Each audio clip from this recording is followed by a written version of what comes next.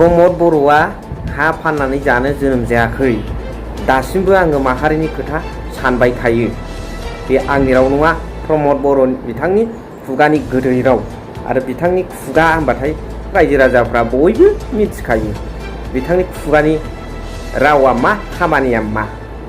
आरो बेजों लोगोसे दिनै दुलाराय बर' फरायसा आफादा गोबां रायजो राजानि जांख्रिखांनाय, गोबां रायजो राजानि आन्दलन खालामनाय टाउन पावार प्रजेक्टनि हेंथायै गावबा गावनि हाखौ, हानि मोन्थायखौ रैखा खालामनो थाखाय ओंखारनायखौ सान्दुङाव थानाय पेट्रल लुलायलायनायसिम नुथाय नुनायावबो दुलाराय बर' फरायसा आफादा सिरि थादोंमोन।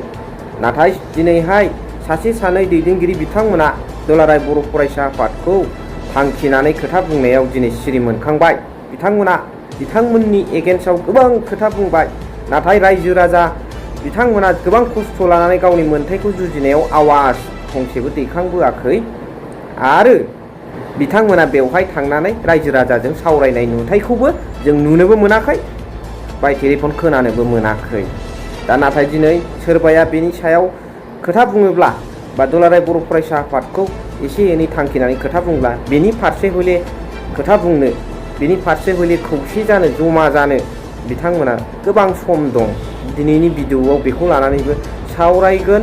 दा बिथांमोननि आन्दलना मा जानो थांगासिनो दङ, देरनायनिफ्राय देरोब्ला जों मा जागोन, बेनि रेसपन्सिबिलिटिया सोरनाव थागोन, बेखौ मोनफानि उनाव मोनफा फारि फारि जोङो दिनैनि भिडिअ'नि गेजेरजों सावरायनांगोन। So' hello' everyone, one second welcome back to the channel. दिनैनि गोदान भिडिअ'आव नोंथांमोन बयखौबो गोसो गोथारै बरायदों। लोगोसे आसा खालामो इसोरनो नोंथां बयबो मोजां दं।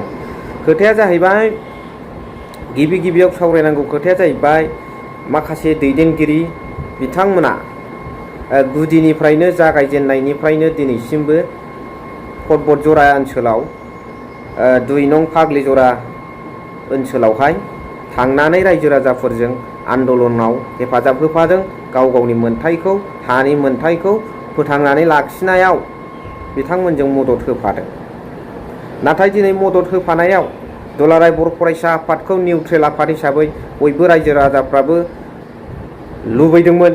सिगाङाव जायफोर राजनितिकनि एफा एनै दुं हाव खोथा फैबाय, बेफोरखौ बाद होनानै ज्राब दोनथ'लायनानै नैबे रायजो राजाफोरनि फारसे मोजां सिन्था आरो आसा खालामनानै रायजो राजाफ्रा हांख्रायबायदोंमोन एबसुखौ, दुलाराय बर' फरायसा आफादखौ। नाथाय फैथारैयाव, माखासे थानो हायैयाव माखासे दैदेनगिरिया दुलाराय बर' फरायसा आफादखौ थांखिनानै खोथा बुंदों। नाथाय बे खोथा बुंनायनि एगेन्स्टआव दुलाराय बर' फरायसा आफादा खोथा बुंनो आरो एक्सन लानो टाइम दं।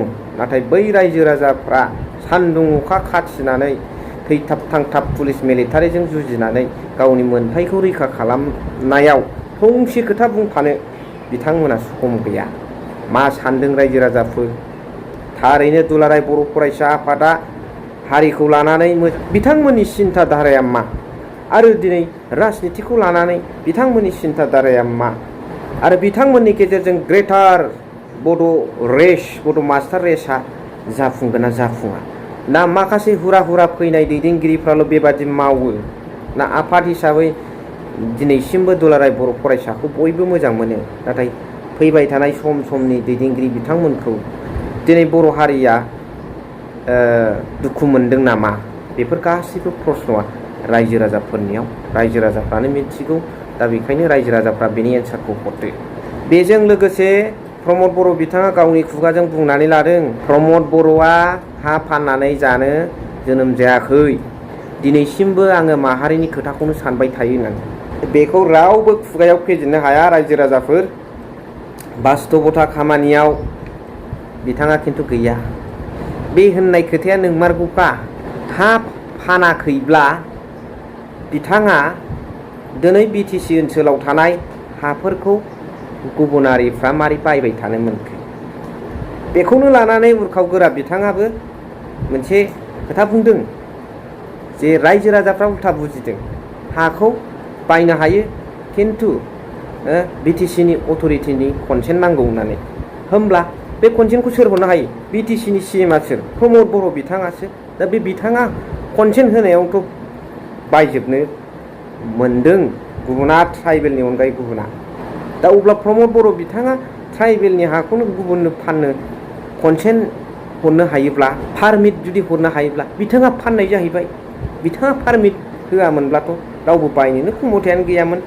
दा अब्ला फाननाय जादोंना जायाखै रायजो राजाफोर?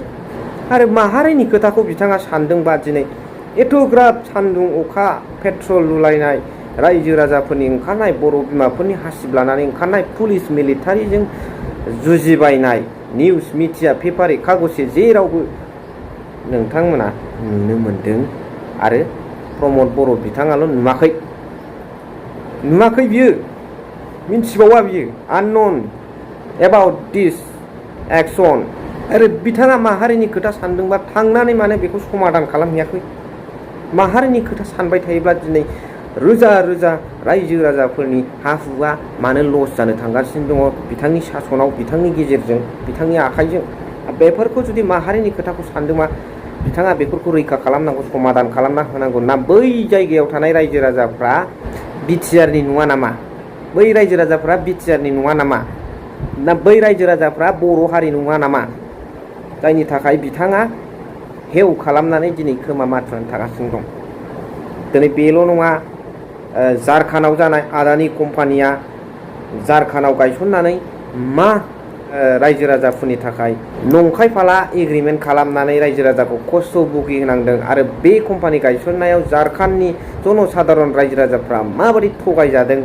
आरो झारखान्डआव गायसननाय आदानि कम्पानिया दिनै रायजो राजा जनसाधारनफोरनि आबहावायाव, एटमस्फियाराव, मावनाय दांनाय फारफ्रोमबो बिथिङाव, हा हु दै बारि आरियाव माबादि एफेक्ट खालामदों बेखौथ' नोंथांमोना ससियेल मिडियायाव नुनो मोनखाबाय आरो बुजिनानै लादो। बेखायनो जोङो सुस्थि भाबै मोजाङै रायजो जानायाव बे कम्पानिया दिनै बिराद उपद्रब खालामबाय। बे प्रमद बर' बिथाङा, आसाम गभर्नमेन्टआ बिराद उपद्रब खालामबाय रायजो राजाफोरखौ। मालाय सुखि सान्थि जा दं बेजोंनो जानायाव बे ओनसोलनि रायजो राजाया जबखौबाबो नाङा होनबाय आरो नाङा होनबाय। आरो बेवहाय माथो खोथा दंबावो? जबखौ लानानै मन्त्रि उरखावगोरा ब्रह्म सारा, प्रमद बर' सारमोना, फेरेंगा सारमोना एसेबां सिन्था खालामदोंब्ला बिटिसिआव 4 ग्रेड आरो 3 ग्रेड होनो हानाय क्षमताखौ मानो लाबोफिननो हायाखै? सोरनो गथाय हरखो? 1 नाम्बार प्रश्नआ। मा सानो रायजो राजाफोर? कमेन्ट्सनि गेजेरजों जरुर फोरमायहर। Thank you for watching. Love U.